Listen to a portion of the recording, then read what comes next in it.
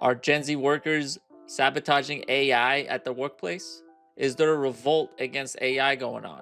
A new report seems to indicate it, but it's not all as it seems. We're gonna dive into it. I found the video by House of AI called The Generation That Grew Up with Algorithms Just Called Bullshit on AI. And we're gonna watch it and we're gonna talk about the report that our friend here is discussing. And we're gonna look at all the findings that the report is showing us. So let's get into it.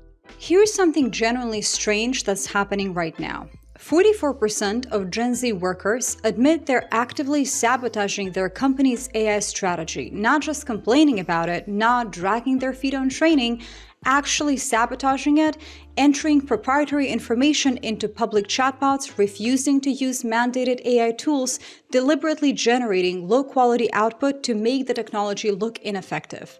So I found the report that our friend here is referencing. She's referencing a Fortune article, and the Fortune article is referencing this report right here. It's a report by Writer, 2026 AI Adoption Survey, and they went around and surveyed a bunch of people to see who's using AI, how is AI used in the workplace, and they went and surveyed an equal amount of Gen Z, baby boomers, millennials, and Gen Xers, and they went around and surveyed C-suite executives, managers, and regular workers. And they did find a lot of interesting findings that we're going to get into it. And our friend mentioned the first finding, which is the employee sabotage. 29% of employees, including 44% of Gen Z, admit to sabotaging their company's AI strategy. 76% of the C-suite say employee sabotage poses a serious threat to their company's future. So it's not wrong.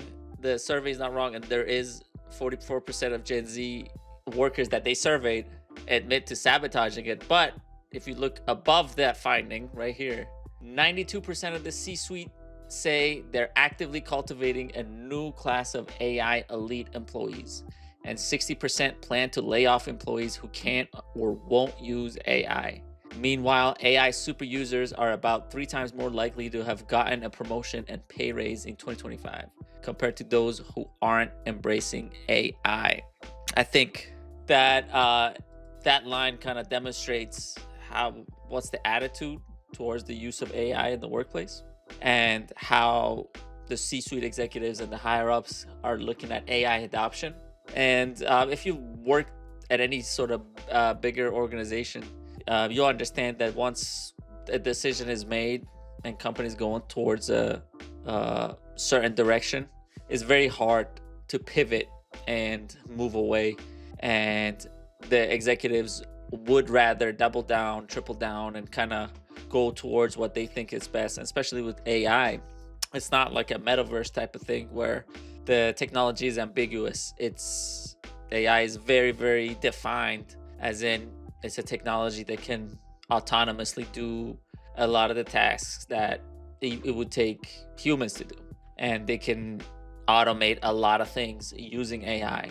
So when executives decide to go in that direction and decide to engage with it at that level, it's only a matter of time before they start deciding that, oh, we are gonna thin out the workers that are gonna be sabotaging AI, or are gonna be not using AI, or not adhere to what we want them to. It's a company, right? It's not a co-op where you get to decide how the company operates as a whole. And it is very frustrating when your company decides to do something or go in a direction that maybe you don't necessarily agree with. I definitely get that. But at the same time, sabotaging your own work, sabotaging the tools, or misrepresenting the quality of work that the tools you are given do, is just gonna make you look bad. And it is a sort of rebellion for sure, but at the end of the day, it's your job on the line, and you're just gonna have a harder time in the future getting another job, because let's just say you leave this job, you don't like it, you sabotage the use of AI, and you quit, you don't like the AI, the next job you're trying to get in the same field is probably going to use AI because your last job did. So basically you're handicapping yourself and kind of giving yourself more of an adversity and kind of making yourself work harder in a field or in a place where you wouldn't need to, because you have the tools and you have the option to be able to use AI on certain things. Now we're gonna keep watching the video, but just remember that it's, even if you sabotage and kind of try to work within the system to bring it down, just remember that it's still your life on the line and it's still your well-being. It's your ability to make a living for yourself, right? So you don't want to put yourself in a situation where, I'm rebelling against the use of AI, but in doing so I can't get a good job. I can't, I have a bad reputation from my last employer, and you just make things worse for yourself. Just my 2 cents. Nearly half of the youngest workers in the professional world are working against the technology their bosses are betting billions on. And before you write this off as young people being resistant to change, just stop and think about that for a second. Gen Z grew up with algorithmic systems. They're digital natives, basically. Usually, young people love new innovations. This is the generation that adopted smartphones, social media, streaming platforms faster than anyone else. So what is exactly different about AI? I'm Elle. I have a PhD in computer science, and I analyze AI developments to understand what's actually happening. Okay, I feel bad. House of Li. El? I don't know. Now I feel bad. I feel bad I said her name wrong. No. She's bringing up a good point, and it is pretty interesting that Gen Z is rejecting it in the workplace. But I definitely do think it's also a matter of adoption too, right? If your company is not adopting it in the correct way, or they're not providing solutions to your issues, and they're kind of leaving you alone to figure out how to automate your own job, of course you wouldn't want to do that. You wouldn't have any inclination to get your job done any faster because you're already doing it as fast as possible. If you automate it and do it even faster, you know what's coming next. So that does make sense. But also I think it's a matter of not having the good tools and not having the know-how to implement those tools, where you can't ask everybody to set up an AI agent. You can't ask everybody to make a workflow that you can just ask Claude or ChatGPT to just push stuff here and there and just have your own little ecosystem going on where just with prompts you can get your work done. Like that's a big ask from any company to set that up and all that. So what happens is you give your workers just primitive tools that they have to work with, and they can't get anything done because the generation is bad. The tools they have is just not as capable as they would want it to be. So they rather just sabotage it, and they rather just kind of bring it down. And they rather try to stop the machine while it's here before they let it get any bigger. So yeah, that does make sense. Beneath all of this hype. And when you look at the public data on this, the surveys, the sentiment tracking, the actual behavioral patterns, something becomes very clear. This is not resistance to technology. This is more resistance to a specific power structure being built with technology. Let me show you what I mean. Start with the sentiment data because it's honestly remarkable. Over the past year, excitement about AI among Gen Z dropped 14 percentage points to just 22%. Hopefulness fell 9 points to 18%. Anger increased 9 points to 31%. But here's what makes this wild. Even daily AI users, which would be people who use these tools every single day, saw their excitement drop 18 points and hopefulness drop 11 points over the same period. Just think about that. The more they use it, the less hopeful they become.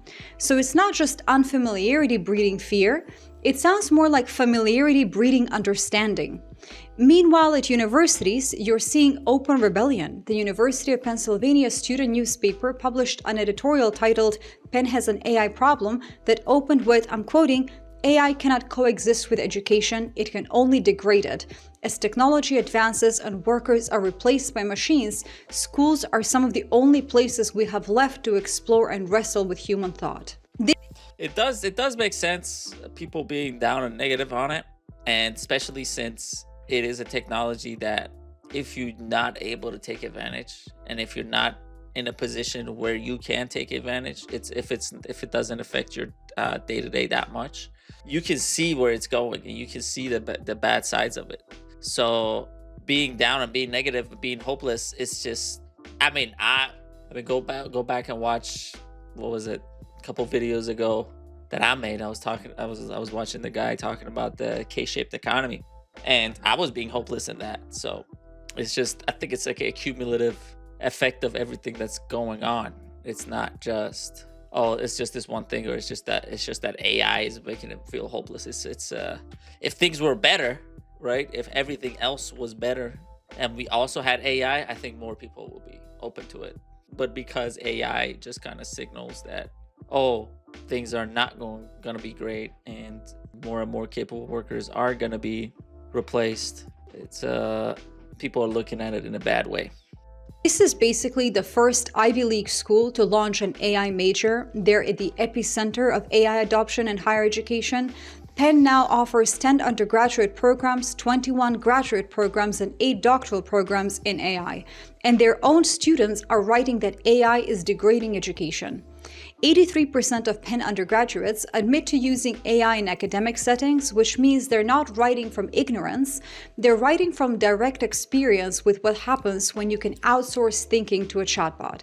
So on one side, you have executives pushing AI adoptions as fast as possible, and on the other side, you have the people actually being told to use it saying this is making things worse.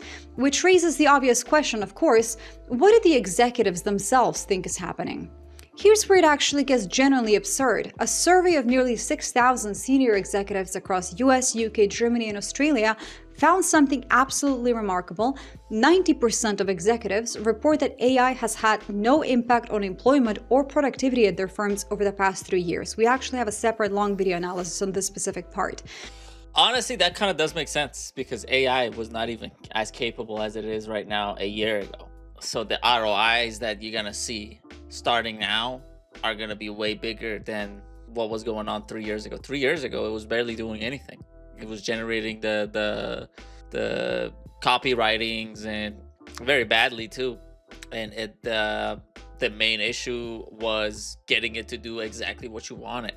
But now, there's been a lot more use cases that AI can help you with, and there's going to be more and more use cases as time goes on. So I think it's still a technology that's in such an infancy stage that C-suite executives always way too quick and way too fast because they want to appeal to the shareholders, because you effectively have two different sides of the business that you got to address. You have the shareholders and you have your own workers and everybody else that you got to kind of work with. And you kind of have to balance both things at the same time, where you promise shareholders and the public that, oh, we're going to try our best to cut costs, increase our margins, use AI to save time, money, manpower, and all that.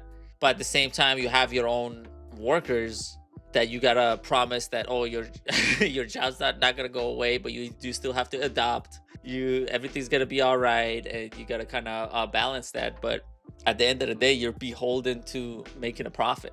And I'm not saying all this to say, oh yeah, that's a good thing, right? I'm not saying that, oh, just because C-suite executives do that, that's great and they should keep doing it. But at the same time, it does make sense why they would push for it and why they push for it so early.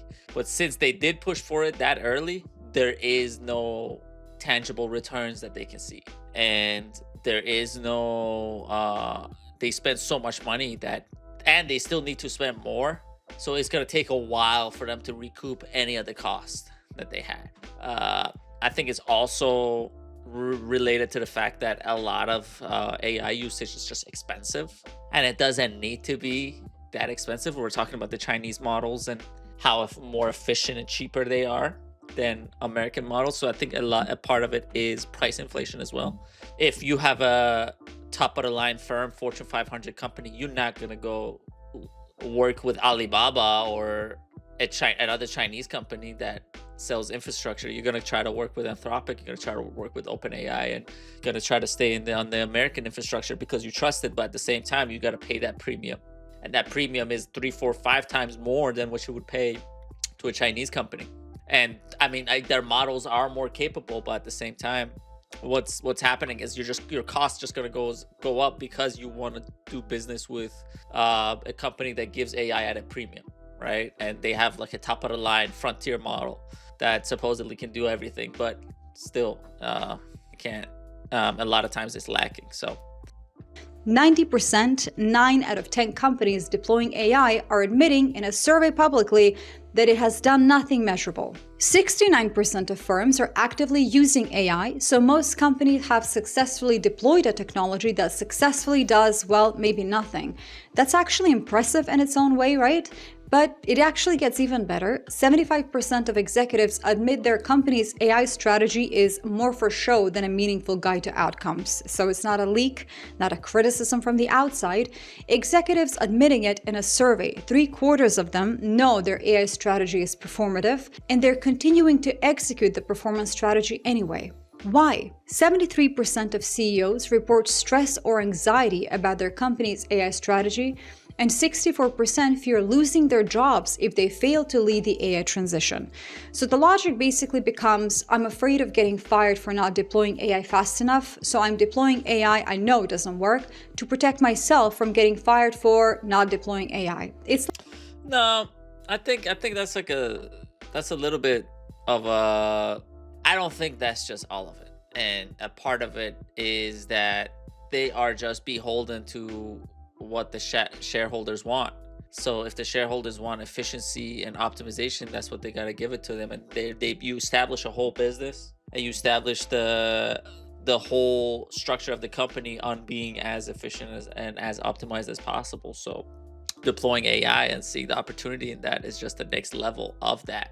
I'm not denying that they're not scared of losing their jobs and they don't have anxiety over that, but at the same time, it's understandable that they have anxiety, and it's understandable that they're worried about their own jobs, because that's literally why they got into that job in the first place. That's literally why they got the job, is to be able to lead the company, and is to be able to cut costs and provide value to people who own the company and make sure that the company is operating at a level that it should.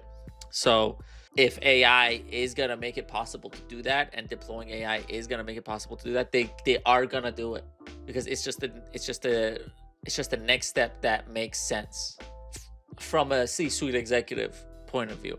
So I think a part of them deploying AI is just that they are beholden to the promise that they gave, and they want to be able to deliver on that promise. like watching somebody build a parachute while actively jumping out of the plane, right? Meanwhile, 48% of executives call AI adoption a massive disappointment. Only 29% of organizations see significant ROI from generative AI and 23% from AI agents. But here's the mechanism underneath all of this. There is a massive gap opening up between executives and workers, and it's not really about skill, but about power. 64% of executives use AI for 2 hours or more daily. Only 28% of regular employees do the same. Some executives are living with a chatbot window open for their entire workday. Nearly 1 in 5 executives log 4 to 5 hours daily with an AI model. 1 in 25 use AI for more than 6 hours a day. 6 hours, that's more than a full-time job worth of chatbot conversation. At what point does your job become talking to the robot about doing your job? And 92% of executives say they're actively cultivating an AI elite within their organizations. They're not even hiding the two-tier system they're building, right? Which brings us back to the sabotage. I mean, why would they hide it, right? Why would that? Isn't that the whole point of deploying AI? Is to have a workforce that is capable of using it and is capable of taking advantage of it. Also, it does. I mean, I don't understand. I don't understand what is the issue of using AI for most of your day. If it's helping you do the job and it's actively helping you get stuff done, and you're still putting in the 8 hours, 10 hours, whatever, but for the most of it, you're using AI to just optimize it and get more done. Like, why is that a bad thing? They have AI open for 3, 4, 5, 6 hours, but they're doing more work than they would have done in that same amount of a window, right? So I don't see how that is a bad thing, especially if you set it up correctly and the AI has the correct context of the work you're doing, and it has a repository of knowledge that it can dig into and is more accurate than a regular ChatGPT chatbot or a Claude chatbot that you just log into and just kind of ask it what to do. If you set it up correctly and the AI can help you get the stuff done and is agentic too, so you can just ask it to push stuff and email this and do that. Like, why wouldn't you do it? Like, I don't understand how is that a bad thing? If anything, the people who using AI are seeing the use cases and are benefiting from it, right? So they can see how deploying AI throughout the workplace is going to benefit the rest of the people. Workers who admitted to sabotaging their company's AI, 30% cited fear that AI would take their own job. 26% cited poorly executed company AI strategy. So it's not just job displacement anxiety, although that is definitely real. A quarter of them are sabotaging because the strategy is actually bad. And the sabotage methods are kind of brilliant in how simple they are. Some workers feed proprietary company data into public AI chatbots, creating security risks. Others... Okay, that's just... you might just get sued with that, bro. It's not... I wouldn't call that brilliant. If that could actively harm your standing in society and make you fucking unemployable, that doesn't make sense. It does... I do understand what she's saying about the strategies being deployed. Yeah, that's kind of what we were talking about earlier, right? Where even though it's been 3 years, the use cases are still not there, and AI is still not as capable as it could be, and it's not as capable as people want it to be. So it does make sense that people are sour on it because they just want to give it like the simplest prompt and have it get going. But I always think the number one issue with people, I feel like people have with AI, and that the reason they don't like it is because they don't understand it, and they don't understand how to use it, because it's not as simple as give it a 1 sentence, 2 sentence, 3 sentence prompt and have it fucking watch it work like magic and know exactly what's in your head. You have to give it context for it to be able to work, and in order to give AI context, you need to work with it on a very granular level, on such a detailed level that it'll understand you over time. So if you want good work generated by AI, if you want good formatting, proper work generated by AI, you need to be working with it for like a week or two, just so that you, number one, you're getting used to prompting it, you're getting used to using it, but at the same time, the AI gets used to what you want and how you want it, right? You gotta have your custom instructions set up. You gotta have the templates that it can pull up set up. You gotta have the repositories that it can pull up set up. You gotta give it the specific context and specific the documents that you want it to know and read. And all that just takes time, because if you don't want to feed a public chatbot proprietary information, you got to do it in a secure environment, and it's just way harder to do. So I think a part of it is it's just hard. AI is just not easy to work with, but if you know how to work with it, it makes life easier for you. So it's a weird thing right now where people expect it to do all the work that they think it can get done by prompting it 1 or 2 things, and once it can't get it done, they're like, oh look, it can't do anything. But that's just not the way they operate, right? And this weird backlash and anger on it, I think a lot of it is just like, hey, I feel like if they can get it to work, a lot of people that are sour on it, if they can get it to work and they are able to understand the technology, I think they wouldn't be as sour on it. There's definitely the ideological aspect of it, right? I don't like AI because of the data centers, because it's ruining the environment, because I don't like the generations, and I don't like the way it's generating things, and I don't agree with AI's output, and just it's not original work, it's the derivative of what has been there before, right? That definitely makes 100% sense. But at the same time, if you don't understand it and you're this angry at it, I feel like if if you just took the time out and kind of try to understand how to use it, it wouldn't be as bad of a technology as you would think it is. And it's, if anything, it's useful, and it does save you time throughout the day. But you just got to be able to find the use cases for it throughout your day, and you got to be able to work with it and understand how to use it, instead of fighting with it, and as soon as you can't get it to do what you want, just give up on it. Refuse to use mandated tools. Some deliberately produce low-quality AI output without fixing it, or tamper with performance. That's exactly what I was talking about, right? You're able to get something out of it, but you recognize it's low quality, right? You deliberately able to produce low quality work. So by that same logic, you are able to get higher quality work out of the same AI and the same workflow. You just choose not to do it. You just choose not to engage with it in an honest way. Again, if you're ideologically against it, that makes sense and all that, but it's harder to change the company's direction when it's not a co-op, when you don't have a say in it. It's not a union. You don't get to choose how the company operates. You just exist within the company, and you got to kind of do your own thing. So it goes back to my first point, where you just end up shooting yourself in the foot, and you end up making things harder for yourself in the future. Reviews to make AI appear less effective.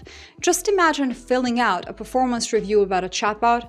ChatGPT shows poor initiative and struggles with feedback, does not take direction well, would not promote.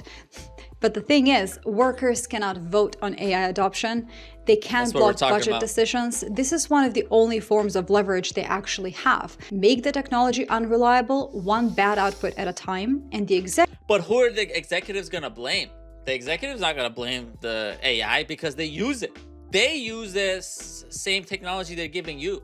So if you can't leverage it at the level they're leveraging it, they're not going to see the AI as the issue.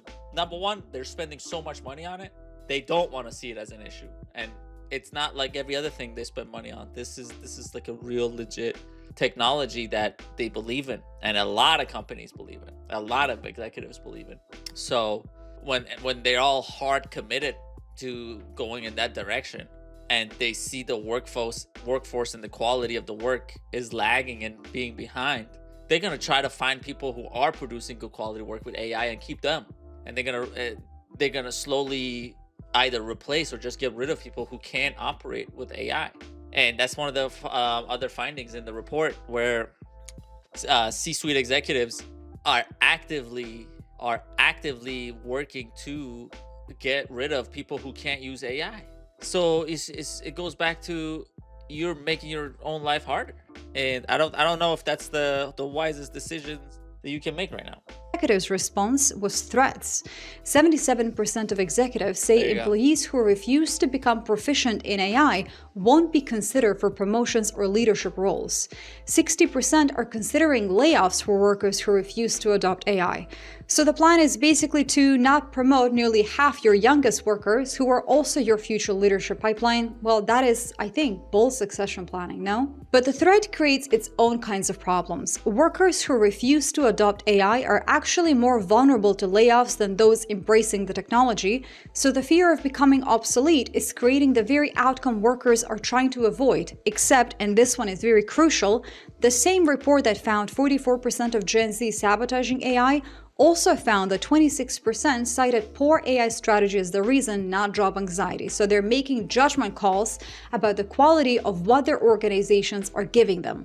54% of executives admit AI deployments are tearing their company apart, their words. So to summarize the situation, executives are stressed about an AI transition they fear will get them fired, so they're deploying AI strategies they admit are mostly for show, which are tearing their companies apart, while threatening to fire workers who won't adopt the technology that 90% of executives admit has zero productivity impact. Are we all seeing how generally insane this is? Here's what I think is actually happening underneath all of this. Gen Z did not grow up naive about technology. They know what they're doing. They grew up watching social platforms exploit their attention, gig economy apps erode worker protections, and companies automate jobs out of existence while celebrating efficiency on earnings calls. They watch Facebook and Google consolidate platform power while claiming to democratize information. They watched the gig economy promise flexibility and deliver precarity. They watched algorithmic feeds promise connection and deliver addiction. Now they're watching executives deploy AI with the exact same framing. This will empower everyone. This will make work more meaningful. This will free you up for creative tasks, while the actual architecture concentrates control at the executive layer. 80% of Gen Z trust AI more than their manager for certain work tasks. That's not a vote of confidence in AI, although it could be seen in some aspects, but is definitely a vote of no confidence in management. Yeah, but it's in certain tasks, certain work tasks. It's not in all tasks and all that. And also, the managers and the deployment of AI hasn't been that smooth because, again, I genuinely think AI is just not as capable as it can be in a few years. And because the adoption is so early, because the push is so fast in certain companies, that it's like a shock to the system, and it's a sudden change that you wouldn't really want to adopt to, because it definitely does feel like, oh, this technology is going to take my job, or we're being fooled and they're definitely going to use this technology against me in the future. That anxiety is definitely real, and the poor leadership is definitely a part of it, where the executives and the people who are you relying on leading you are not doing the best job of not only getting an ROI on this technology, but even quelling the anxieties that people have, and even managing the deployment of this technology correctly. On the same report, it said, oh, there's a certain percentage of managers that are pretty much hands off with AI. The AI tools are deployed, but they don't really encourage it or suggest that you use it. They're just kind of hands off. You can use it or you cannot use it. And that just goes to show that even the managers themselves are not that even confident in the technology. So I think it's a big leadership problem from the top down, where there is a big push for AI and for the use of AI, but because the deployment is so bad, and because the actual specifics of it is so bad, it just ends up being a mess. And the directive comes from the top down, where it's like, oh, push AI and let's adopt AI tools across the workplace, but you don't have capable tools to adopt in the workplace. You don't have a workforce that is even familiar on how to use AI properly over a long period of time in a secure environment, right? You just give them a chatbot and said, oh, go crazy with it. Make sure you do. Make sure you generate all your PowerPoint presentations from Copilot from now on. Like, no, that's a bad idea. That's a bad idea. Of course, the generations are going to be poor. Of course, the outputs are going to be bad. And yeah, you save some time, right? But you end up creating more friction later down the pipeline. So yeah, it's there is a gap between managers and workers, but I think that gap is gonna, once the managers start actually understanding AI, like specifically understand how to use it, employ and deploy specific tools on how to use it, and you got to have the infrastructure across all your network to be able to use AI properly. You want an AI agent that can go to network drives and can grab and fetch tools for you, and can at least read it, can at least read documents and read this and read that for you, and move those files around. But it's just hard to deploy those at such a scale in a big company. So you end up with inefficient tools that just can't help you. So you end up with a workforce that is not really that capable of using AI. And the university situation makes perfect sense in this context, doesn't it? Penn became the first Ivy League school to launch an AI major by gutting their systems engineering program. They justified it as fitting the AI-powered needs of the 21st century. So we're preparing students for the future by removing the degree that teaches them how systems actually work. Don't worry about it. Nothing bad can possibly go wrong, right? Meanwhile, Penn now implements location tracking to confirm students are physically present in lecture halls. Nothing really says prime institution of learning like treating 20-year-olds like tagged wildlife. That's One crazy. student put it perfectly, and I'm quoting, "Everyone in my immediate peer group is not using AI and is actively against it, besides my two friends who are in computer science and are essentially mandated to use it. So the only people required to learn the technology are the ones who understand it well enough to know why it might be a problem." By the way, I'm developing a course in 2 tiers for non-technical professionals where AI is explained simply, the actual mechanisms, not the hype. If you'd like to take 2 minutes to answer some questions that directly shape what the course covers, the link is down below. So where does all of this go? If we actually look at the structural dynamics here, a few things become clear. First, the class divide widens. AI super users are 3 times more likely to have received both a promotion and pay rise in the past year. They save 9 hours per week using AI, which is 4.5 times more than the 2-hour reported by AI laggards. The gap between people who master these tools. That's exactly what we're talking about.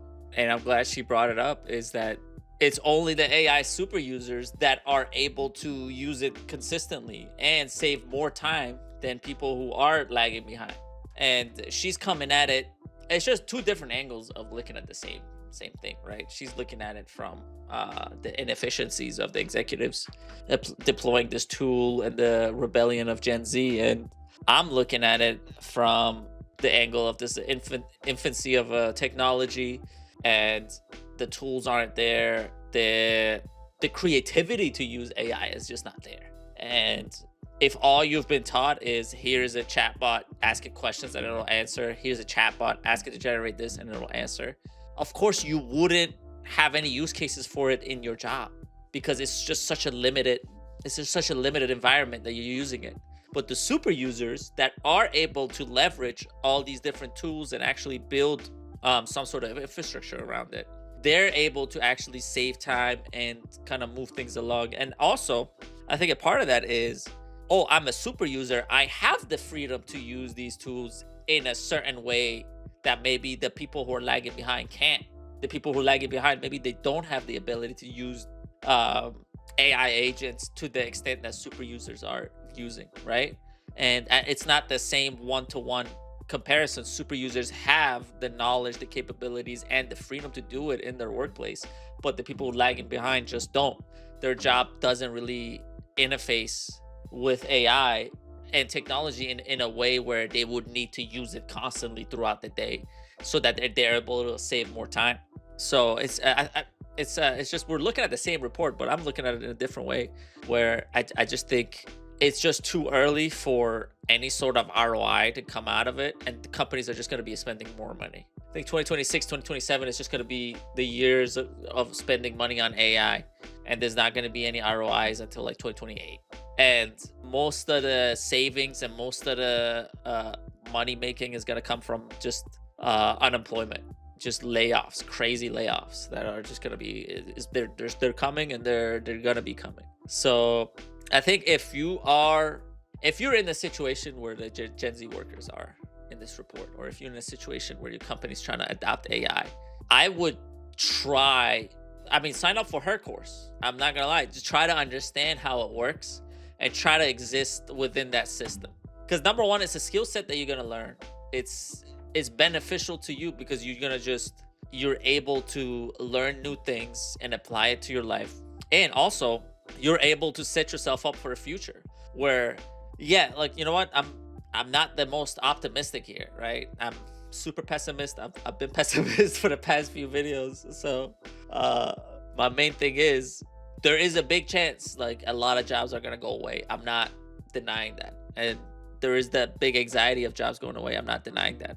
But I don't want us to just sit and be like, okay, we're either gonna destroy this technology or not use it, right? I'd rather be able to use the technology, take advantage of it, and set myself up for the future so that I have a chance if there's less and less jobs available, at least I'm able to work with AI. So that's kind of the way I'm looking at it. And I'm if you're on the fence, if you're not unsure about AI, I definitely encourage you to learn how to use it and use it consistently over a long period of time. And by long period, I mean like 1 or 2 weeks, just so that you're able to understand, okay, this is exactly how it works. These are the capabilities of it right now. And they're adding new capabilities to it by the month. So 5 months from now, AI could be at a totally different level than it is right now. And right now it's amazing. It does crazy things. It's right now in 2026, it's at such a high level that we didn't even imagine in 2023. So I would look at it that way, where this is in such an infancy right now that it's easier to jump on the bandwagon right now, learn it, adapt with it, and just kind of keep up with it, so that in the future, when there's more and more capabilities, you're able to use it and you're able to take advantage of those capabilities later down the line. So you're not as uncomfortable, you're not as against it, but you're more open-minded, you have experience using it, and you are able to use it in the future. Tools and people who resist them is already translating into career outcomes, and 92% of executives are deliberately cultivating an AI elite, so this is not accidental stratification, it's very intentional. Second, the security risks compound. 67% of executives believe their company has already suffered a data leak or breach because of employees using unapproved AI tools. 35% of employees have entered proprietary information into public AI tools. When you threaten people into adoption without giving them proper tools or training, they will find workarounds, and those workarounds will create vulnerabilities. Third, and this is the piece that matters most, I think, we're watching a generation develop literacy about how power actually works in technological systems. Gen Z is not rejecting AI because they don't get it. They're rejecting the deployment model because they understand it very well. They watched it happen with social media, they watched it happen with platform economics, now they're watching it again happen with AI. The sabotage is not technological resistance, it's labor resistance to a power grab dressed as innovation. And the fact that even daily users are becoming less hopeful about AI the more they use it tells us something very important. The problem is not unfamiliarity, the problem is what becomes visible with familiarity. Universities are shifting to in-person exams because take-home work has become unaccessible. Companies are implementing location tracking because they cannot trust output quality. Executives are admitting their strategies are performative while threatening workers into compliance. This is what happens when you try to force adoption of a technology before you figured out. I do see where she's coming from, but I do think it's a little bit, the resistance is a little bit romanticized, because it's a bunch of different things. Number one, it's a small sample size of people in the survey. Number two, you're ignoring the fact that, or you're brushing over the fact that, oh, if you are able to adopt AI, you move up the ladder faster, and you do end up in a better position than you are right now. So the labor resistance is only gonna hurt you, and it's only gonna hurt the group of people that are willingly sticking behind and don't want to advance with the technology. And I definitely understand that. She might be right. It might be that, oh, I've seen what technology does, and I want to stay analog, and we want to get work done in a certain way. I definitely get that, for sure. But is the business gonna get that, right? Are the executives gonna get that? The same executives that are threatening to fire people? And my only concern is, oh, don't mess things up for yourself, and make sure that you have the capable skills to be able to make sure you have the skills that are going to help you in the future, and make sure that, oh, you're able to take care of yourself when this technology eventually matures and eventually comes into itself and is developed to a point where it is super easy to use it and you can get stuff done with one prompt, right? So do I think it's worth it to rebel against AI adoption, especially in a workplace where you don't have control and you are more likely to get fired? I don't think so. But at the same time, if it is a co-op, if it's a union, if you have a say, that's a totally different situation, right? But if it's a company where you're just existing within, adoption development, learning how to use it are all better options than just resisting, because resisting is just going to only hurt you. What it's actually for. The generation that will live with AI longer than anyone else presently alive is sending a very clear signal. The question is whether anyone with decision-making power is actually listening. If you want to understand how we got here, how tech platforms turned user engagement into a business model, the video on your screen right now breaks down that exact. And that was an interesting video from our friend here, House of Li. El-Al. What if she's El-Al? And I said that wrong again. But yeah, no, that was an interesting video. I definitely the one thing I will say is the rebellion is just romanticized, and it's not the narrative, right? And don't let that become the narrative, because then you'll accept the false reality and you go about thinking, oh, eventually everybody's gonna rebel against AI and all that. And I'm encouraging you to be aware, and I'm encouraging you to look around and see the trends and see how things are going. And also, I'm encouraging you to pay attention to the AI tools that are coming out.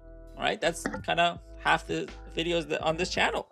Is we're just literally keeping track of stuff that is happening in AI space, because the more capable these systems get, the easier it is to use them, and the more capable these tools get, the easier it is to be able to get your work done. So yeah, that's kind of how I feel about things. But let me know what you guys think.